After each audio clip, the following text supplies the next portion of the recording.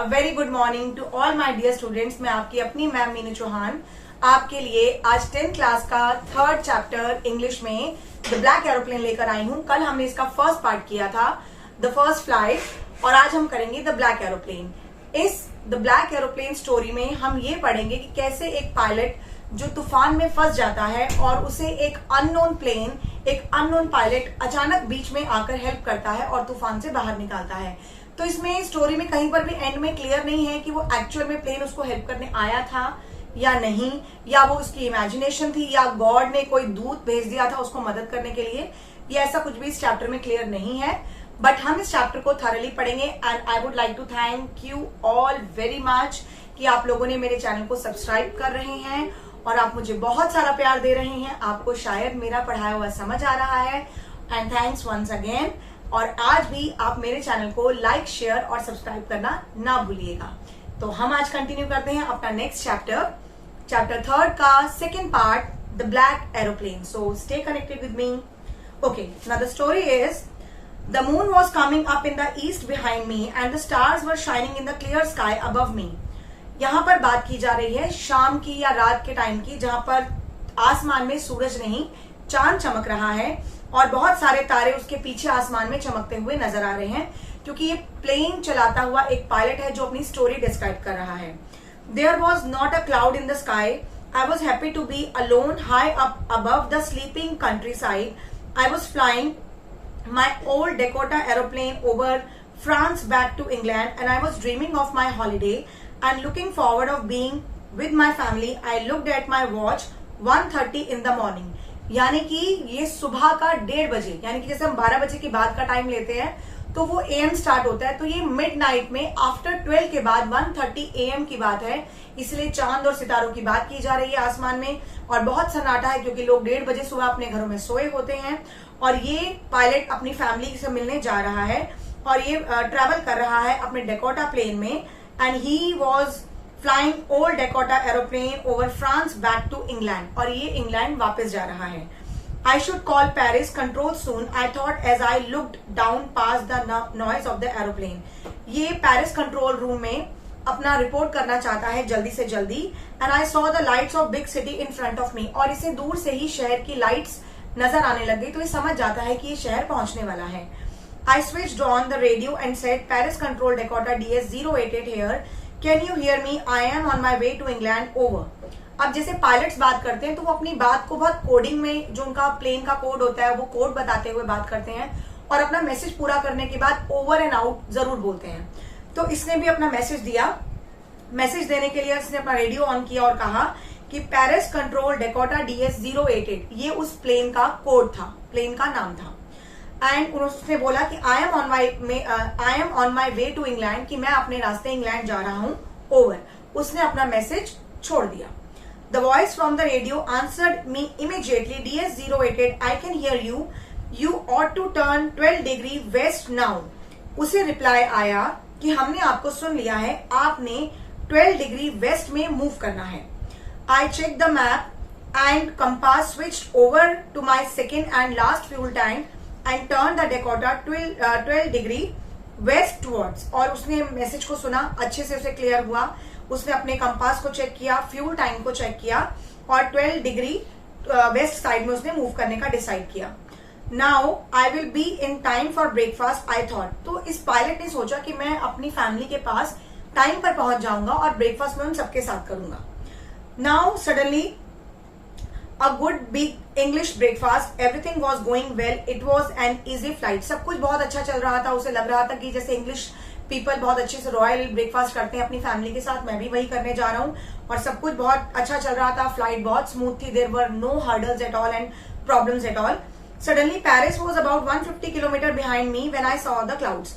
जब इसने क्लाउड्स की तरफ देखा पीछे, तो पेरिस 150 किलोमीटर पीछे हो चुका था, यानी कि ये 150 किलोमीटर ट्रैवल कर चुका था।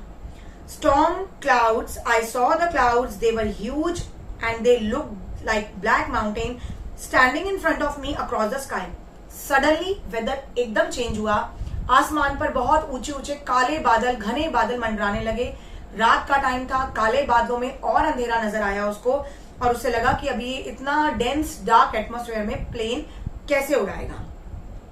I knew I could not fly up and over them. I didn't have enough fuel to fly around them to the north or south. अब वो वापस भी नहीं जा सकता था क्योंकि उसके प्लेन में इतना फ्यूल नहीं था, टैंक इतना फ्यूल से भरा हुआ नहीं था कि वो वापस जाता या वहीं कहीं इमीडिएटली लैंड नहीं वो कर सकता था. So I ought to go back to Paris, I thought, but I wanted to get home. I wanted that breakfast. लेकिन वो वापस जाने की बजाय अपने परिवार से मिलना चाहता था, अपने परिवार के पास जाना चाहता था. I will take the risk, I thought, and flew that old Dakota straight into the storm. अब इसने डिसाइड किया कि he will bear the risk, कि वो रिस्क उठाएगा और अंधेरे में ही इतनी तूफानी रात में जहां पर काले बादल एक पहाड़ की तरह उसके सामने आ गए हैं, ये उन काले बादलों में ही अपना प्लेन उड़ाता हुआ अपने जोन की तरफ, अपने डेस्टिनी की तरफ इंग्लैंड जाएगा. Inside the clouds, everything was suddenly black and it was impossible to see anything outside the aeroplane. काले आसमान में काले बादल मतलब double black. You can not see anything beyond the clouds and beyond the sky. तो आपके लिए बहुत मुश्किल है कि आप उस क्लाउड को चीरते हुए आप बाहर निकलो, और ये कुछ देख ही नहीं पा रहा था. तो how can he fly the aeroplane in such a dense cloud. तो अब प्रॉब्लम उसके सामने ये थी कि वो इतना अंधेरे में बिना किसी मैसेज के, बिना किसी नॉलेज के, वो इतना अंधेरे में अपना प्लेन कैसे उड़ाए. Now the old aeroplane jumped and twisted into the air. Suddenly उसका प्लेन उससे मिसबैलेंस हो गया, उसके कंट्रोल से बाहर हो गया और प्लेन हवा में ट्विस्ट होने लगा. Roll roll role.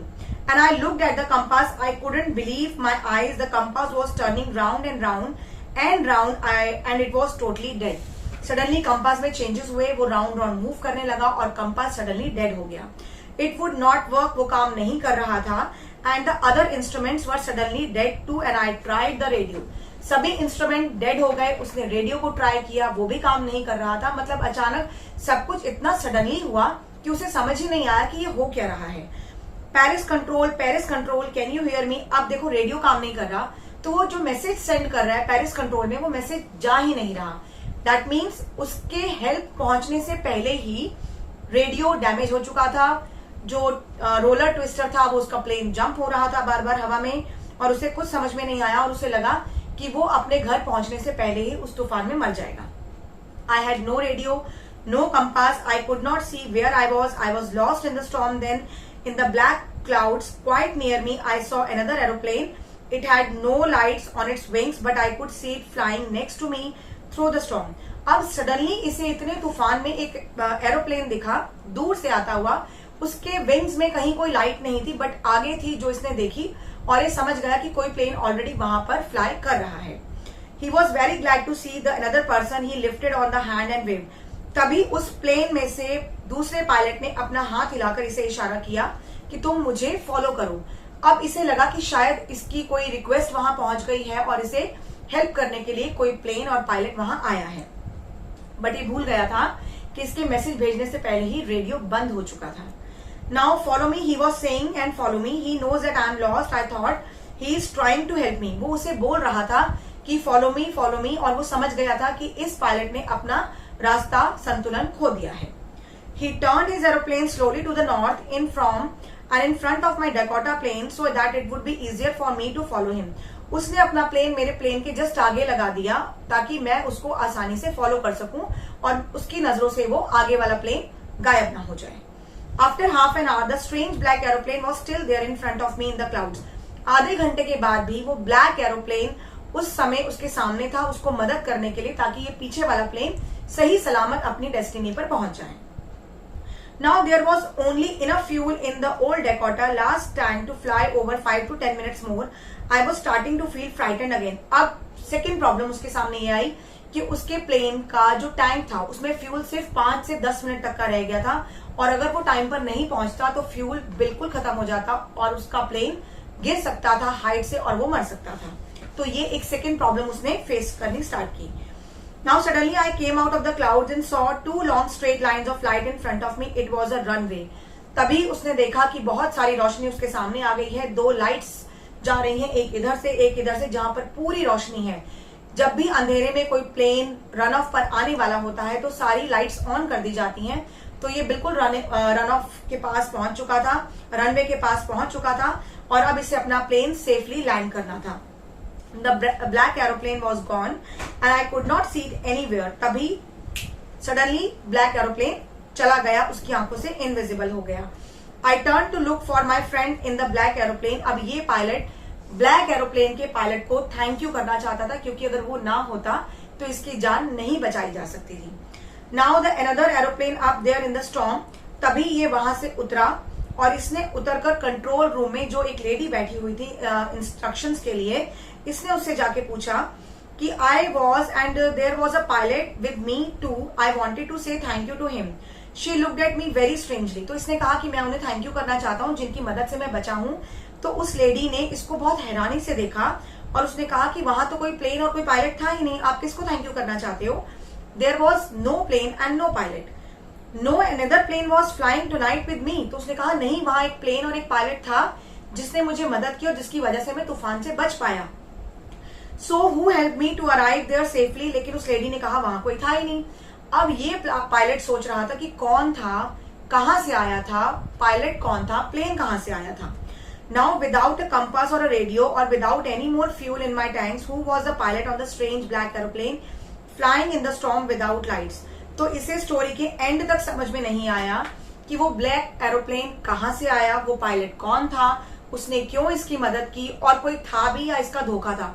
बट वो जानता था कि वो धोखा नहीं है, क्योंकि इतना बड़ा प्लेन और पायलट उसके सामने था, तो वो आंखों का धोखा नहीं हो सकता। But maybe God has sent a person और an angel to help him. हम यही गेस कर सकते हैं स्टोरी में, क्योंकि nothing is clear in the story at the end. तो फाइनली आपको ये चैप्टर समझ में आया या नहीं, आप प्लीज मुझे कमेंट कीजिएगा। I will definitely help you out. और प्लीज जितना ज्यादा हो सके आप इसे लाइक, शेयर एंड सब्सक्राइब कीजिएगा। ज्यादा से ज्यादा शेयर कीजिए ताकि इंडिया के हर कोने से हर बच्चा हमारे इस वीडियो को देखे, पसंद करे और अपने डाउट्स हमें भेजे। और मैंने हमेशा आप बच्चों को बोला है कि जिस तरह से बच्चों को टीचर्स की जरूरत होती है, वैसे ही हम टीचर्स को आप बच्चों की बहुत जरूरत है। तो आपको जो भी डाउट है अपने चैप्टर से रिलेटेड, अपनी क्लास और चैप्टर आप मुझे मेंशन कीजिए। मैं आपके रिक्वेस्ट को जरूर फॉलो करूंगी, क्योंकि मैं अपने कमजोर बच्चों का हाथ कभी नहीं छोड़ती। So till then take care of your family and parents. Good bye.